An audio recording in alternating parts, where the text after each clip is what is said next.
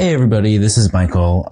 This week we wanted to do something a little more bite-sized. I think we all needed kind of a mental break given the whole self-quarantine issue that's going on right now and probably for a little while. So it's going to be a little bit lighter today, a little bit shorter today, but we'll be back next week with our regular episode format. Enjoy!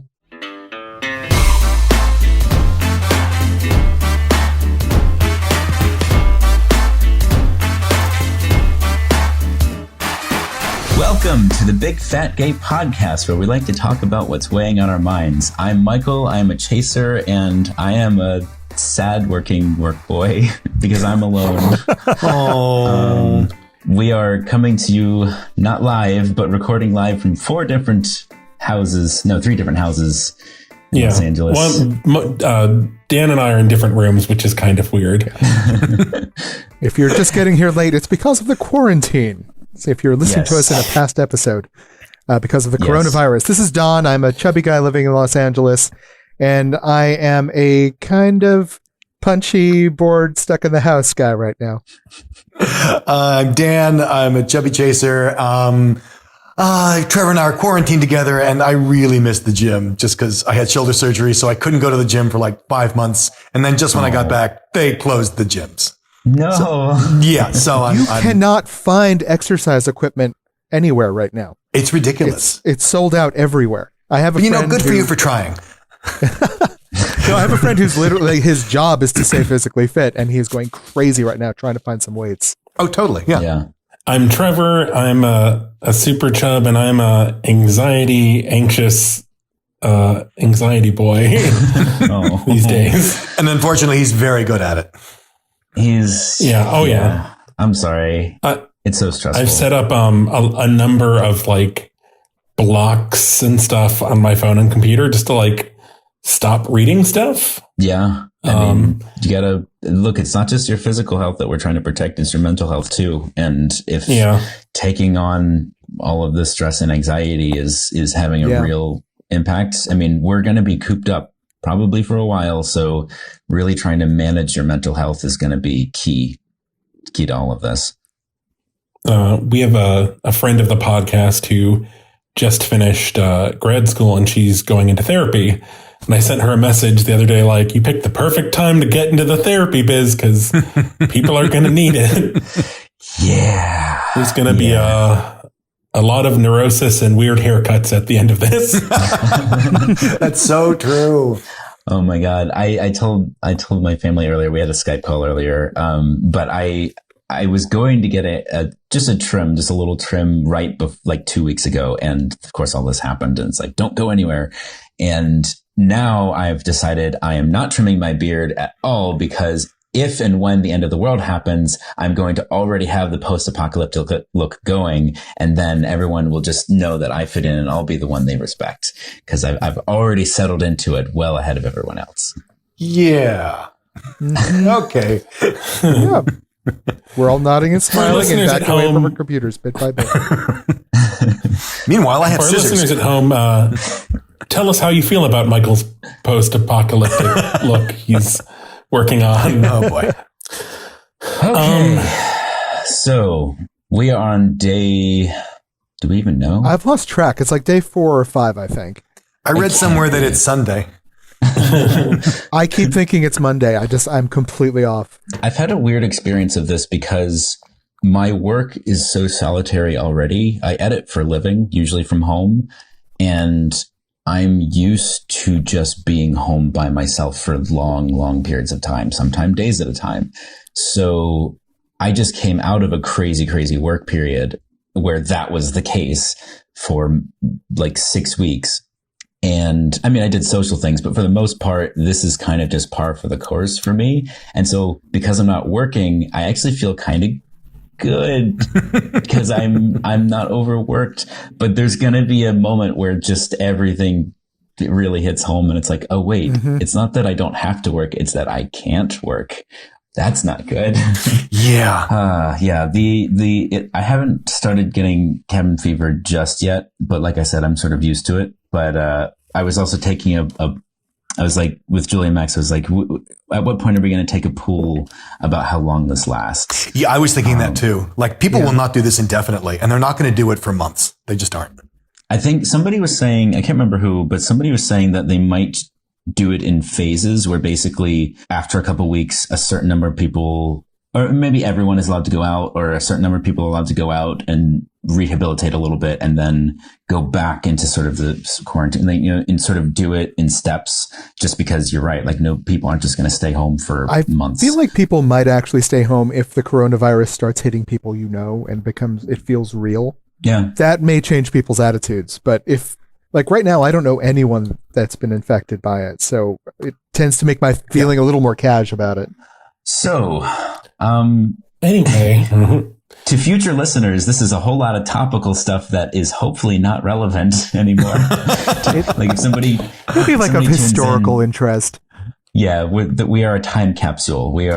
Somebody recommended that keeping a journal would be a good idea. What if this is like someone is using this in a project in the future for like the year like 2079?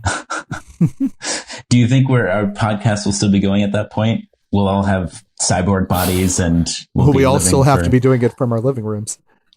Well, yeah, that's also possible. Well, we'll be in the compute, like we'll be in a computer, and it'll just be. Yeah.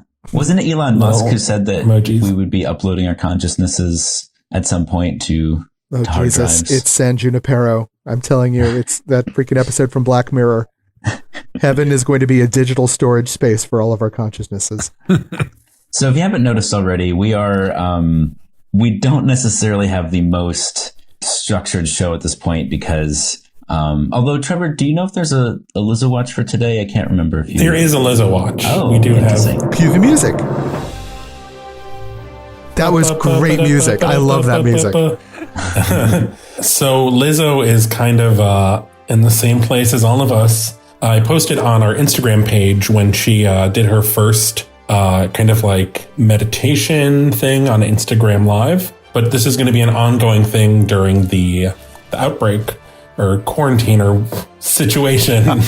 So she's led a second meditation via Instagram Live. So if you follow her, you can see the old meditation videos, but also get notified when she goes live to lead us all through this, through some gentle flute playing, I don't know, self-affirmation, some Lizzo loveliness. Well, I'm glad to see that the sort of struggle with social media that she's had up to this point is able to sort of pivot and become something positive and helpful for people. Yeah. I know it's not Twitter, but still, at this point, I'll take anything. I'll take any positive change. I'm happy with. What are you guys watching as far as like TV or series? I know Trevor's been watching a lot of Sex and the City, and it's just it's kind of amazing to me. Like, oh right, I forgot there's no fat people anywhere in that show. Yeah, unfortunately, I'm up to date on all of my fat shows, but so there are some really great ones out there. For the guys, I'll bring up again the Unbreakable Kimmy Schmidt. Is with Titus is probably the best representation I've seen in a long time. We've talked about Shrill an awful lot. Dietland is out there for those of you who are into something a little bit more serious.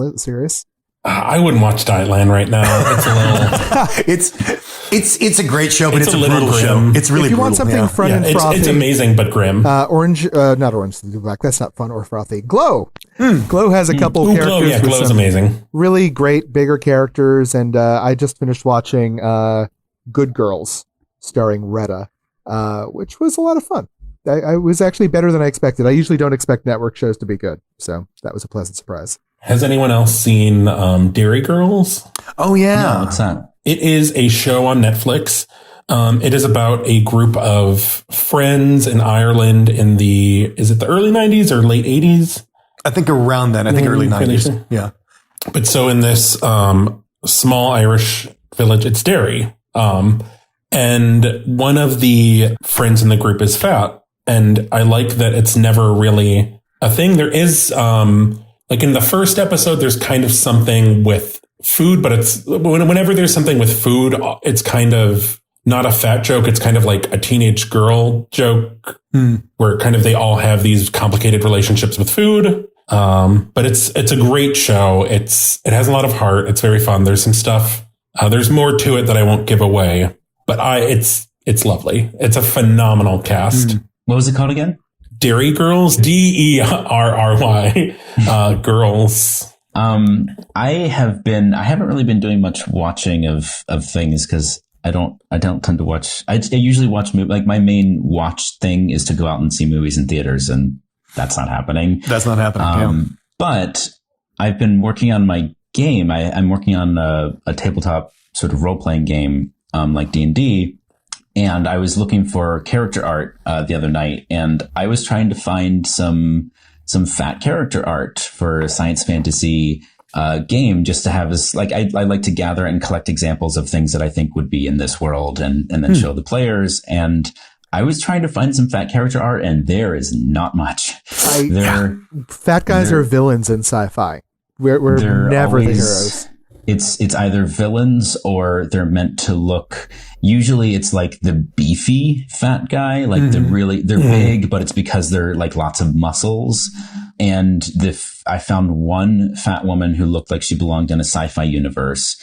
There are more for like traditional fantasy, like D&D, but still not that many. And usually the fat guys are like the sort of the mincing merchant who looks gross, or, like a chef with like blood splatters on their apron. What's interesting is we are playing a video game right now in Borderlands 3 with an extremely fat, positive, sexual character. That's true. Really? That's true. Yeah. Do you remember her name? Ellie.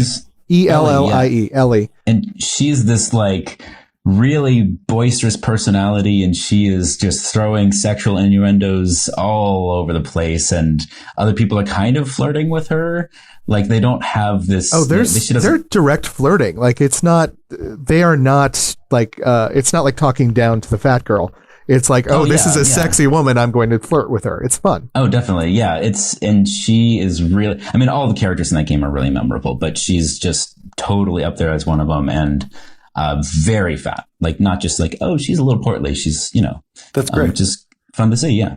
I did watch a show I wanted to mention at one point. I'm not sure if it's worth signaling it purely as fat friendly or anything, but Hunters on Amazon Prime. Oh yeah. I've been meaning to watch that. Well, it's not for everyone. I feel like they took some chances with it, so it's not going to be mainstream appeal. But there is a fat character in there who's very genuine. I feel like his relationships with other people are genuine. And what I liked about his arc is that he actually gets to do something heroic and brave in a way I don't normally get to see fat people portrayed. And you could debate that when you see the scene. But my interpretation of it was he does something very brave for a friend, knowing the risks. So is he a recurring character? Is he a series regular? He is a recurring character with, he doesn't have an incredibly long running arc on the show, but to me it was memorable and it has impact. Yeah. That's important. So I was pleased with it when I watched it, and I actually liked the show a lot. But it's been fun talking with a lot of people who just see the show very differently from what I saw. Interesting. Yeah. Yeah, I think Trevor, are you game for that since we share a television? I don't know. I've heard so many different things, and mostly negative, actually. Yep. For people just saying it's really hard to watch and they're kind of offended by some of it. And once again, it's like I'm trying to avoid stuff that's like kind of grim right now, because I'm just anytime I feel like a little like I've leveled out and I'm feeling more calm, I feel like I just get like a New York Times news alert that's like, and that's the coronavirus is standing behind you with a gun to your skull. If you're in a car right now, the coronavirus is right behind you.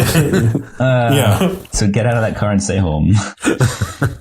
It's up in the air whether or not it's feel good. I'm not going to tell you that it is. And like I said, they're not trying to make everyone happy. So you can hear that when you talk with people. Mission accomplished. Yep.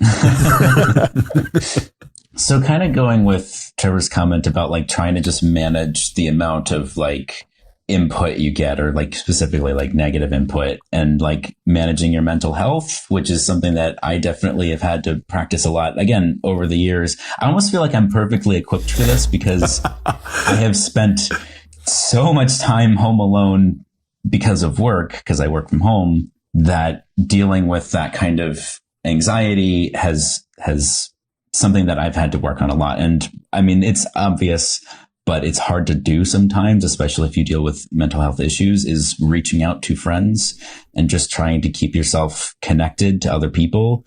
The one surefire way. Oops. Oh, fuck. We had a little hiccup there. We lost our connection. But that's what I was talking about, was trying to keep your connection with people. It's maintaining connections. Yeah, maintaining. It's so obvious and it's so trite, but it's so important. I have struggled with depression for my entire life, and the one surefire way to fight that off is to be around my friends.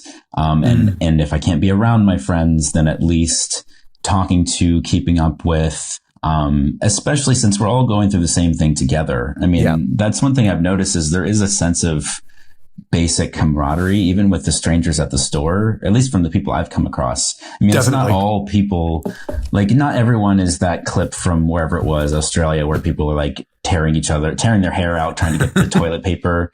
Like, it's not like that everywhere. I actually haven't seen that at all. Like, I've actually seen people like pick up the last two items on a shelf, shrug, and put one of them back for someone else. Well, I did that, and I remember, like, I shared a glance with a woman because we were both looking at this other person who had like 15 canisters of yogurt in her cart. And we're like just sharing this glance of like, yeah, she needs 15 canisters of yogurt. I'm taking this opportunity to teach myself how to bake bread, and I'm going to make some yogurt soon. I just need to get some cheesecloth. How do you make yogurt? I have an instant pot. So it's pretty easy. You dump a gallon of milk into it. You dump a small bit of yogurt starter, which means another bit of yogurt you picked up from the supermarket. And then you brew it for like 6 or 7 hours at a certain temperature. After that, I have to strain whatever comes out. So I'm going to have an enormous amount of yogurt in the near future, if any of you are excited by that. So I will let you try that first. You can tell me how that goes. I'm excited by it. I'm going to marinate chicken in it. Trevor, you even wanting to go out to the store? I don't know. I'm not in a hurry. Like, we have stuff in. We don't really need to go. Mm-hmm. We're out of gin and tomato sauce. Yeah. These are, I mean, at least one of those is something I would be terrified to be out of. I gotta say, I use both of those regularly. I have a report on doing, I don't remember what episode. It was a recent episode where I talked about Fat Kid Dance Party. Oh, yeah. Didn't you try that out? So I got the videos and I tried them out because I have so little structure in my life. So like Michael, this hasn't been like too jarring. But the one thing that I do, like the toothpick of structure in my life is Pilates and working out. So I've been trying to find like workouts I can do at home. And I remembered, I plugged the Fat Kid Dance Party videos. I should get them. And I tried them out, and they're fun and they're very positive, which, like, for me as former goth kid who is in a very dark place right now, Bevan, the host, is so positive that, like, I was a little embarrassed doing it. Oh, say that again, Trevor. The joys of trying to keep in touch we're not even that far away from each other. That's the worst part. Yeah. Dan's all the way downstairs. Hello. It's worth saying that is the only reason for that is just to try and keep the audio quality distinct. But yeah. The other morning I was just like looking outside and it was raining and there was just this weird stillness, and I'm like, we're the only people alive anymore. No one else exists. Then I saw someone walking their dog. I was planning on going by the Hollywood and Highland today just to walk around, because that's one of the biggest centers for Hollywood tourism here. And apparently it's just empty during the day. So I'm very curious to just what it's like. I'm going to feel like, it's going to be that post-apocalyptic stroll waiting for zombies to jump out and get me. Oh, Yeah, we've been joking here about what happens when it turns out that the coronavirus is actually resurrecting people as zombies, and like who among us is well equipped to deal with that? And then what role do you take in the post-apocalyptic society? Like, I think Max was all for just like every man for himself, but I'm like, no, the only way to get through it is to come together and to, be a community, and that's how you survive the apocalypse. And Michael, that's zombie talk.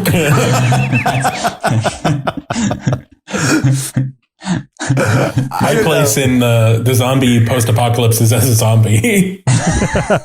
So it's obviously an atypical episode for an atypical time. We're going to go back to our regular programming next time. But this one was us trying to figure out, how do we keep doing this? Do we keep doing this? Do we try and meet up in person and continue, or do we be responsible and do this separately? And what does it all look like? Yeah. And I think we're all still figuring that out. But next time we'll go back to our regularly scheduled programming, but probably still from 3 separate locations with these shitty phone mics. And I feel like my phone, when I was doing a test recording, I feel like I was actually very impressed with the recording quality that I got. It's not bad. Given that it's a phone. Given that it's a phone, they usually have a lot of built-in tools to kind of help it sound clear and compressed. I obviously, when I edit these, I have to listen to our voices over and over and over again, and having good audio quality helps keep my ears from bleeding. So I'm looking forward to the day that we can come back to the studio and do it properly. But until then, Trevor, what was the thing that I mentioned and you said it would be a good topic and even a good episode title, and I cannot think of it now at all? Advanced bacon technique. So Michael, this, you are so right. So I've been making bacon in the toaster oven, as one does during an apocalypse. And of course. Oh my God. Yes. It has changed breakfast for us completely. It's so much better, isn't it? It's so easy. It's so much easier because see, I had trauma in my childhood from an oven on fire, a gas oven raging with the fire department and bacon grease coming out of it. God. Yeah. So I was always told never, ever make bacon in an oven. So as you know, I was skeptical when you introduced this idea. Oh my God, I'm never going back. I love this. And so with our new, I'm so happy for you. So with our new advanced bacon technology, thanks to you, we are now able to have bacon, cheesy eggs, toast. Oh, just a panoply of breakfast treats.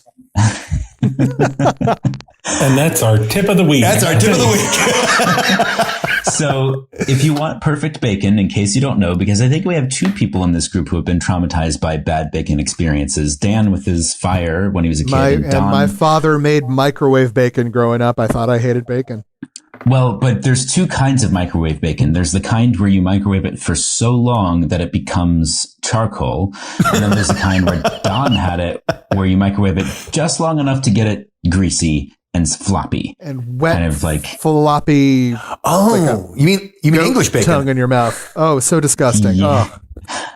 Apologies to our English listeners, but that shit's gross. Your bacon terrifies us. So it's super easy. If you can use a toaster oven or a regular oven, but you put the bacon on a pan on a piece of tin foil so you don't get grease everywhere, and you put it in the oven cold, and then you set the oven to heat up to 425. And after about 17 to 22 minutes, you will have the best, most perfectly cooked bacon. The toaster oven will probably cook way faster than that, so keep a closer eye on it because it's not a huge oven space to heat. But besides that, enjoy your tip of the day, tip of the week. and thicker bacon tends to work better. We got this bacon because the spattering is proportional to how much water is in the bacon. So we got this really fancy, expensive cured bacon that's thick sliced, and it's really just slabs of pork. And so very little water and so very little spattering, and all my fears were assuaged. I'm glad to hear it. Yeah. Perfect bacon is essential to happiness at home, especially when you're stuck at home. Trevor was looking wistfully out the window while we were talking about the bacon. I saw a bird. That's right, honey. There are still birds in the world. It's okay. Oh, God. I will say I've been hearing birds because I've been staying up way later than I normally do because sleep schedules and being at home. I've been hearing birds chirping in the middle of the night, which I know is a thing, but like way more than I used to. And I don't know if it's just my imagination or if it's actually like there are fewer people out in the world and so the animals are coming back. That's what I think it is. We've had more traffic in our bird feeder, including there was a rat in it the other day, which I think is because all the restaurants by us have closed. You know, they're not closed, but they're only doing takeout and delivery. And actually, a friend of the podcast was also saying that she's just like noticed more rats kind of around. Like she was at her therapist's office and she looked outside and like there was just like a rat in the tree. Oh, Julia said that the other night. They were walking in Santa Monica and she said a rat just ran like 2 feet in front of her, straight across the sidewalk. It's like, straight across. I've always heard that the palm trees here, the tops of them are supposedly infested with rats. So I've always been afraid to lean against them. Should we be keeping track of where they're going? Like if they're all fleeing the city, is that something we should? It actually would mean that Los Angeles is sinking, which would mean a different type of preparation. Maybe we should, like if we're going to wrap up, we should all sing Happy Birthday to Dan. Because this is going to be coming out a couple days before Dan's birthday. Dan! Are you guys prepared to hear an out of sync happy birthday? Oh my God. Is there any other kind of happy birthday? It'll be like it right there. I'll just pretend I'm at TGI Fridays. Okay, so we're going to clap and then sing. And go. Happy birthday. Happy birthday to you. Happy birthday. Happy birthday, dear Dan. Happy birthday, Happy dear birthday Dan. To you. And our last Happy waiting birthday listener to you. has just turned off the podcast. I should say, I think I said this last week, but Dan and I canceled our trip to London. Yeah. I'm sorry. Yeah. Makes recording But easy. maybe we'll have a little... Oh, really? We could have done this through London. We'll have a little Harry Potter marathon on Dan's birthday and watch all the spiders. All right. So, some other things you can do is Netflix Play, apparently, has a way you can watch movies with friends, syncing it up. Yeah. And you can do that sort of thing. Yeah. There's a whole bunch of board games on Steam you can download and play with friends at a distance. It's turn-based, so it's very casual. Call people, stay in touch with people, make podcasts to reach out to your friends and let people know they are not alone, as we have done. And we hope that you enjoy this little gift from us. And I hope you will come to our Facebook page, connect with each other. Now is the time to connect. I hope you will go to our website. Where is that again, Trevor? Where's our website? Okay, well, I'll give the whole rundown. Can we just record this once, please, and drop it in? Anyway. No, it's more fun to have you do it. Do it. Yes, it's even more fun when I'm hearing everyone out of sync in my ear telling me to do it. But we're on Instagram and Twitter as @BigFatGayPod. We're on Facebook at the Big Fat Gay Podcast. And our website is www.bigfatgaypod.com.